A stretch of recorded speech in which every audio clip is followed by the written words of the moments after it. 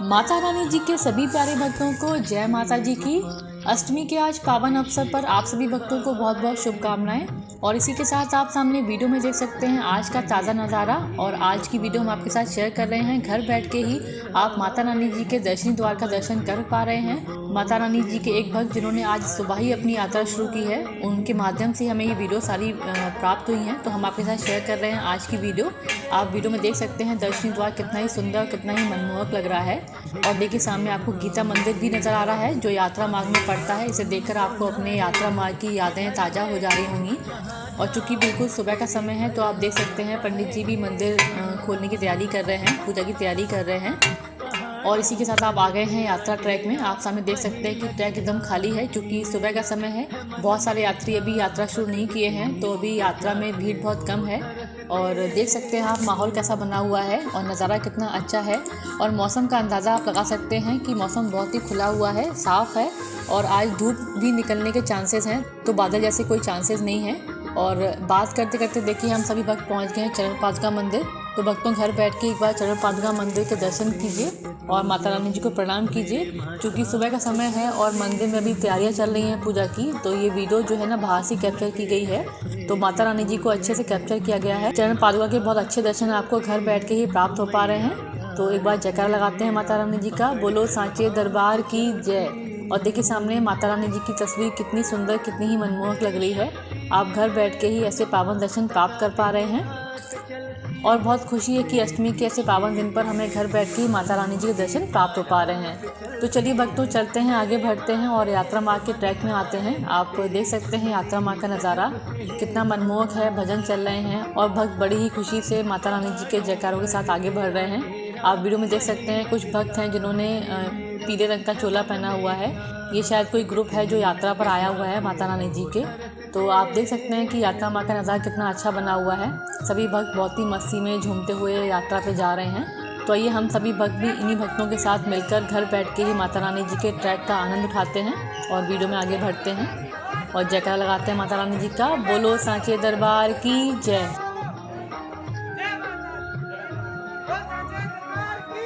जैसा कि भक्तों आपको पता है कि आज अष्टमी है और कई सारे भक्त आज कन्या पूजन करते हैं और कई सारे भक्त नवमी को कन्या पूजन करते हैं। तो ऐसे में आपको बता दें कि माता रानी जी की यात्रा मार्ग में भी बहुत सारी छोटी छोटी कन्याएं बैठी रहती हैं जो हमें यात्रा मार्ग में मिलती हैं और जो हमें कहीं ना कहीं माता रानी जी का ही रूप नज़र आती हैं। तो उन सभी कन्याओं को हमारा नमन, उनको प्रणाम। और हम जब भी यात्रा मार्ग में जाएंगे तो उनसे ज़रूर मिलना होगा।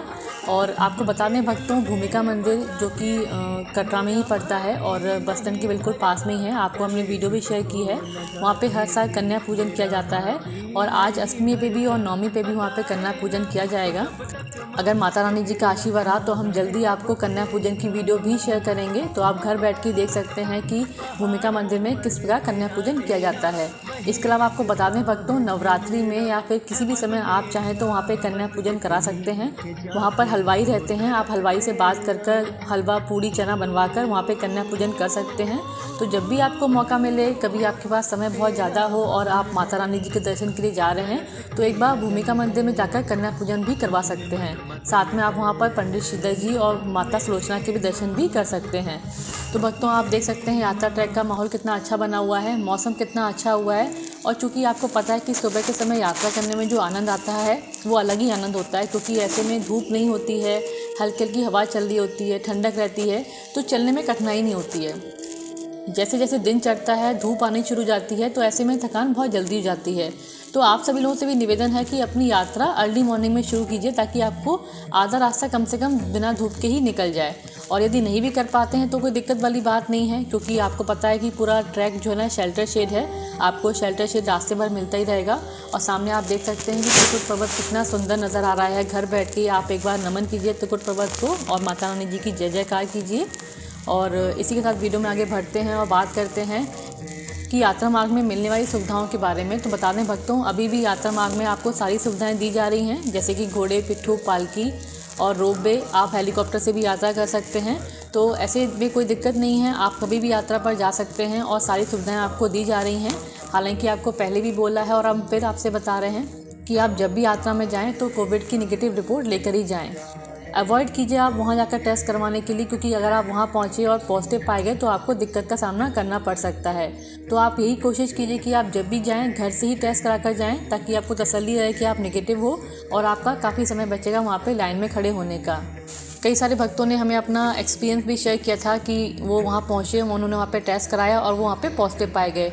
ऐसे में उनको अपने खर्चे पर ही वापस आना पड़ा। और भक्तों आपको बता दें कि जो कटरा रेलवे स्टेशन से लखनपुर तक जो गाड़ी की जाती है, जैसे अगर आप पॉजिटिव पाए गए तो आपको अपने खर्चे पे वापस आना पड़ेगा और कम से कम 1200 रुपये लगते हैं टैक्सी के, जो कि आपको कटरा स्टेशन से लखनपुर पहुँचाएगा। लखनपुर पहुँच के आपको अपनी व्यवस्था से ही अपने ही खर्चे पर घर वापस आना पड़ेगा।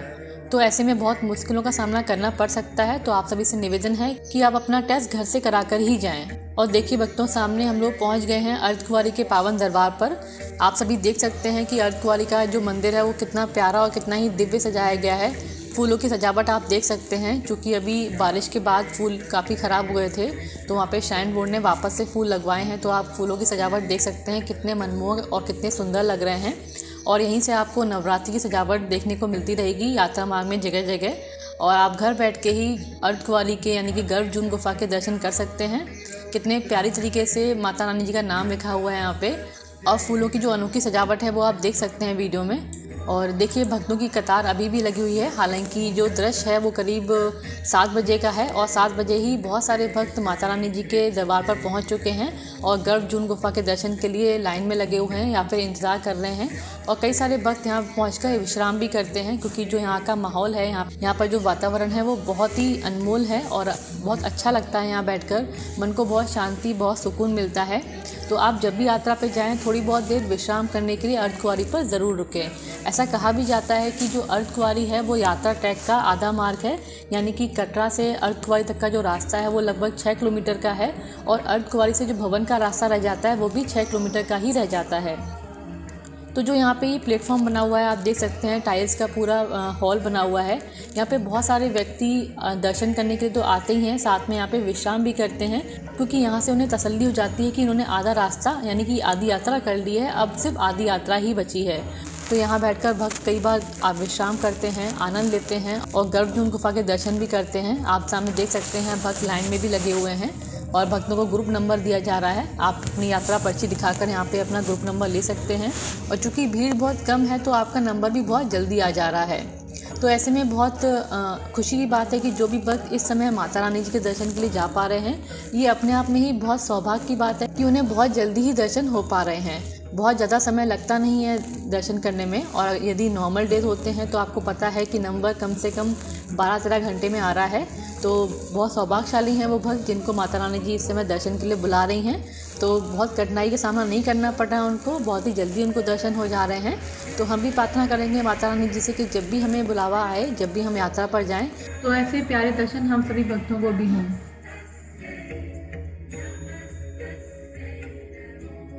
तो भक्तों, अभी तक जो हमने आपको वीडियो दिखाई वो आपको दर्शनी द्वार से लेकर अर्धकुंवारी तक की दिखाई। ये आज की वीडियो जो हमने आपके साथ शेयर की है, और हम आगे वीडियो आपको शेयर करते रहेंगे और आपको यात्रा मार्ग के नज़ारे या फिर मौसम के बारे में जानकारी देते रहेंगे। तब तक के लिए आप अर्धकुंवारी के इस पावन दरबार का आनंद उठाइए और जोर से बोलिए जय माता जी की।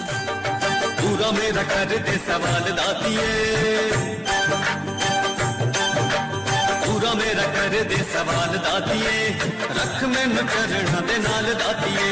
पूरा मेरा कर दे सवाल दातिए, रख मैनू चरणा दे नाल दातिए।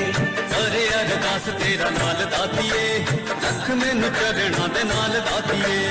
अरे अरदास तेरा नाल दातिए, रख मैनू चरणा दे नाल दातिए।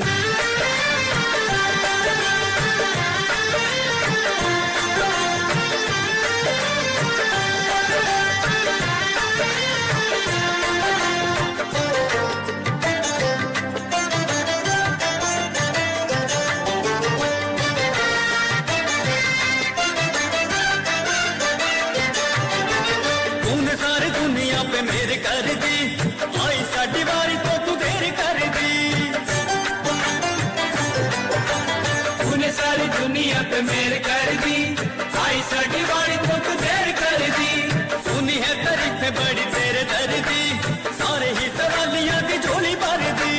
सुनी है तारीफें बड़ी तेरे दर्दी, सारे ही सवालियां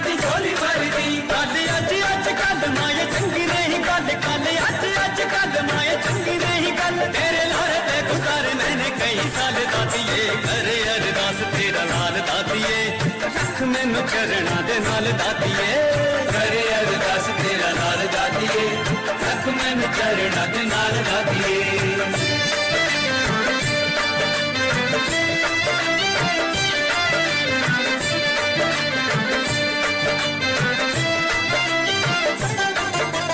बंद है नसीबा वाली कुंडी खोल दे चुप चुप बैठना ना कुछ बोल दे।